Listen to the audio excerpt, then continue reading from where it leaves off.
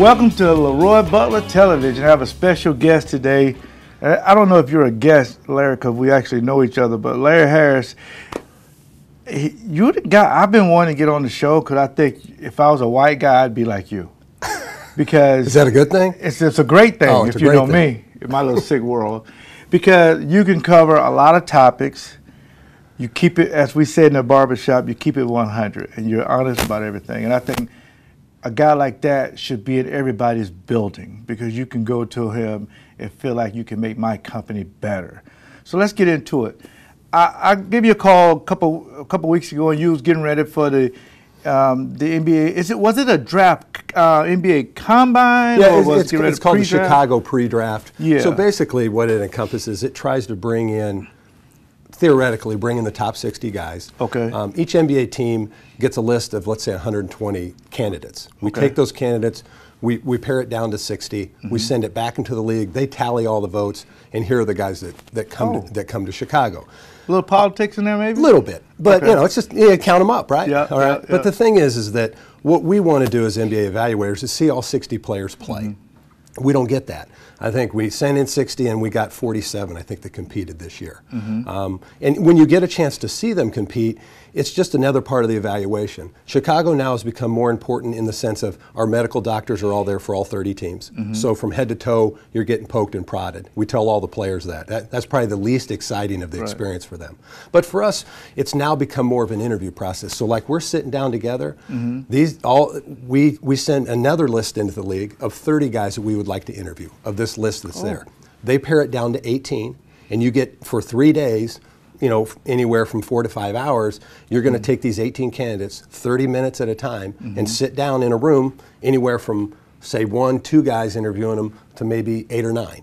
And the kid, you know, the player comes in, sits down, and you get to know him in a half hour. It's like speed dating, I called it. Right. It was great. But they've been doing this now for a few years. It's actually been the best part of it because I've always said, most of these players already have their agent, and they're probably programmed for a good 10 minutes. Like they could do this interview with you for about 5 or 10 minutes, and then, as you say, keep it 100. After a while, they just they can't keep their composure. Not in a bad way, but all the questions that they thought they were going to get, we get beyond those, and so that last 20 minutes is invaluable. And for us, this is where we got to meet Harrison Barnes, for example, who Festus Ezeli, these guys that. It's always first impressions. You know, it's in a lot of situations, it's perception becomes reality. I just remember when looking at staying on the draft for a minute. You know, they're projecting some of the immediate Noel of being the top pick. Will he still potentially go number 1, although he had that knee injury? Well, I think that the doctors are really going to be put under the microscope to determine the severity of the injury, though I have heard, and again, I'm not a doctor, I don't play one on TV either, but I would say that he's probably going to be okay. On a side note, the interesting dynamic there for teams, let's say that Milwaukee or Golden State, the team I work for, had a potential to get the number 1 pick. There's a theory that they're going to take Noel anyway because long-term he's going to be fine, that he's not going to play till December, maybe January. So a team says, hey, I may get 2 for the price of 1. Now that you talk about Golden State, we can segue into that, because if that's the case, that scenario then Bogut would be, when you make that trade, wasn't necessarily ready to play, but they felt like, and I love Mark Jackson, by the way, long term he could help our team, in which he did, and he's still not 100% healthy yet.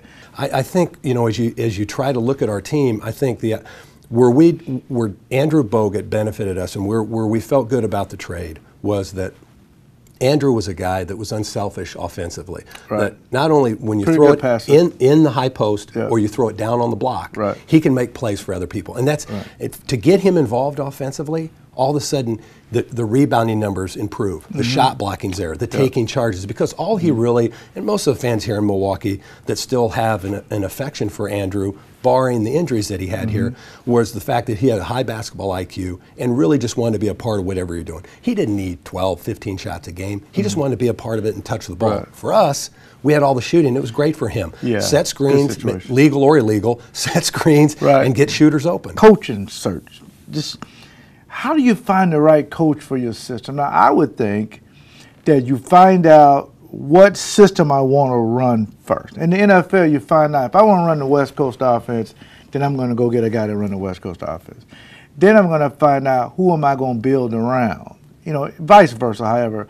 But when you say coaching searches, as the Bucks are going through, they went down and talked to Jerry Sloan, nothing happened. But tell me about coaching searches real quick. How does that even go in? Because we see a lot of guys get opportunity and a lot of guys don't. Well, really, I think you hit on it. It depends what the direction of the organization wants to go. If let's take two situations. You're looking at Charlotte, and you brought them up. Yeah. They're a team that's young. They don't have any, per se, veterans on their team that they're building around. They're trying to build through the draft. Right. Certainly, they'd like to get some free agents, but free agents aren't of quality. Are not going to go to Charlotte right now because of just the direction of where you want to go. Now, you take Milwaukee, for example.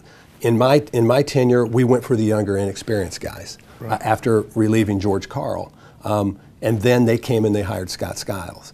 I'm a firm believer that I think in order for a team to be successful, and I'm talking, everyone wants to win an NBA championship. Let's just put the playoffs and get to the second round. I mean, it's great. We all want to win the championship. Everybody says that. Yeah, but what's realistically, can you do it? There's only 4 teams probably can get there every year. And then everybody's trying to jockey around to be in that next group. I think that I would err on the side of having an experienced coach that's knowledgeable for a couple reasons. First off, I want to know if my talent's good enough to get where I need to get to. I can only determine that if I have a coach that's been there, that they respect. Be honest with me. And yes, and as a player, you know that, hey, everybody sizes up their coach. And they're like, hey, can you draw a timeout? Can you draw a play out of a timeout that can win us a game? In the last 2 minutes, can we execute the way we're supposed to? Are we practicing hard enough? Are you really invested fully about, I believe in this coach? The younger guys, they don't get that advantage. They're like sizing them up. Are you good enough or are you not? I like the fact that you can take a younger guy and put him on a younger team, but don't expect greatness right away because youth is youth. I mean, experience pays off in a lot of different ways. I'd get an experienced head coach. I'd look that way. Maybe find that assistant that you want to bring along, and maybe he fills in. I mean, Jeff Van Gundy did that. Stan Van Gundy did that. I mean, that's just the way it is. I mean, you know, Eric Spoelstra. I mean, they all kind of learned. Jerry Sloan, they learned under. It's very difficult to come in off of the bench as an assistant coach and take a young team and then all of a sudden elevate them to where they've got a championship within a couple years. Player contracts. I think right now the Brewers are going through this big deal with some of the fans. They're not playing well, and people are looking at Ricky Weeks because he has his slow start, second year in a row, and making almost $10 million. The fans, the first thing they do is look at the money and what a guy makes. In the NBA, the money is guaranteed. That's why I don't know if Howard can even afford to go anywhere else because the Lakers can give him so much money, and it's guaranteed. With the NFL, if this was Ricky Weeks, they would ask him to restructure his deal the following year because you get paid for your potential, but you also get paid for expectation. But I don't even know how fair or unfair it is, but in the NBA, when you sign guys, you have to explain to me the mid-level exemption if a guy take a small amount of money to play with a championship type team, you know. With the player contracts, let's take Ray Allen, for example. I mean, he's a perfect example of Boston had him there. He was considered a Larry Bird player for Boston, saying that you're our own free agent, and now that you're up, we can really sign you to whatever number that you want. We can go over the tax, whether it be the salary cap or we can go above the tax level and we can re-sign him. There's basically 3 ways that you can go get a player that's not your own and sign him to whatever you want. For example, you've got Monte Ellis that plays for the Milwaukee Bucks. He's in a situation that if he decides to opt out of his early termination option, he's still the Bucks' property and he's still a Bird, so they can pay him any amount of money that they want for 5 years. They can do that. Now, if another team comes in and says, hey, we can't offer you that, but we're a team that's not a taxpayer, but we're really, Dallas says, hey, we can take you on. We can offer you $5 million. It's actually going to be about $5,150,000, but a little over $5 million to start that first year, and come with us. And in 3 years, you'll be a Bird free agent. Maybe we can do something down the road then. But come with us. We know it's not what you're wanting, but here's the love. This will be your town. We're going to play fast. We'll play up. You're going to be a point guard. You know, all of a sudden, you start selling this thing to them. Then Milwaukee has to decide. Look, now they got to come back and say, look, Monte, we want you to be our guy. We're going to offer you. Hey, coming into a situation where we're going to make $11 million this next year. So he probably doesn't re-sign with Milwaukee for $5 million, but he could go somewhere else, whether it be Miami or Dallas, that says, look, we'll give you everything we can. And all we can give you is $5 million. We're giving you everything we can, because that's what they're limited to. Does that make sense? It makes a lot of sense. So it skews it. So if you're a team that has a player that's been with you more than 3 years, you can pay them any amount that you want. Wow. I don't think the fans even know that. So that ability is there, but yet other teams now, you're looking at the Milwaukee situation, and you read they've got cap space anywhere from $20 to $31 million based on what Monte does with his with this 1 year, which is $11 million if he exactly. So it goes from 20 to 31 million. The challenges for them, as it was for me when I was here, as it is for Utah, Charlotte, Sacramento, all the small market teams, is you can have all the money you want. What free agents want to come and play? When you're trying to define, you still have to go get a coach. You still have to define what style of team you're going to have. You have a good front line, and now your backcourt's completely. Monte opts out. You've got 3 guys that are free agents, and that's your entire backcourt. So now you've got to go find a coach that's going to coach this team. So you're trying to find a coach without knowing what your team's like right now, but you have a lot of cap space. So they're in a very advantageous situation if they can go get free agents to come here and play. Ironically, the fans need to know there's about 8 other teams that are in that same range that have as much money or even more money, one being Atlanta, one being Utah, that have even more resources money-wise than they do. So, I mean, there's only like 130 free agents, viable NBA free agents that were on NBA teams that are going to be free agents out in the market, barring no trades, that 30 teams are looking to get in some capacity one way or the other. So it's going to be a competitive balance. And can they sell Milwaukee to them like, hey, you come and be a part of what we're doing. We're keeping player A and player B, and we got a great front line, and here we go. When David Stern leaves, I don't know anything about the guy who's going to replace him, nor do I care really. To make a statement when you leave as to your legacy, and in my humble opinion, his statement should be helping the Milwaukee Bucks become relevant in these markets. If he could somehow help them, position themselves to work with the Senator to either get a new arena or to get something in the right direction, marketing or something, and then leave and go play golf or whatever. That's just my 2 cents on it. But you know what, with David Stern, I will say this.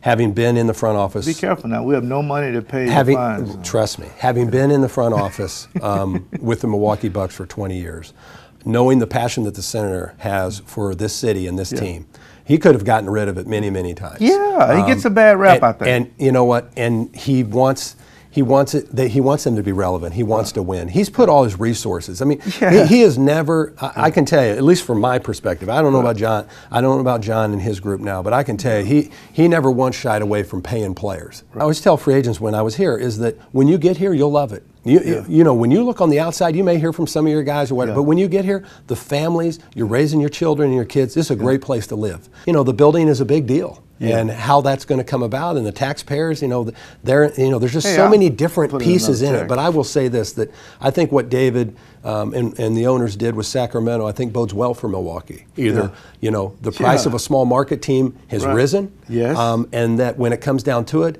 if the fans and the city and all the legislative people and the politicians all come together, as Kevin Johnson had all his people in Sacramento, and show that, hey, we are worthy, we want a team, I think Milwaukee would do that. I think it would be hard-pressed for either David or Adam Silver or anybody, whoever the commissioner is, to not recognize Milwaukee as being maybe a small market team, but significant in the sense we're going to try and do everything we can here to win. Yeah, when you write your book, it should say my 25 years in the NBA, 3 dots, but I can cover every issue because you've definitely done it today. Thank you very much. Appreciate it. Thank you.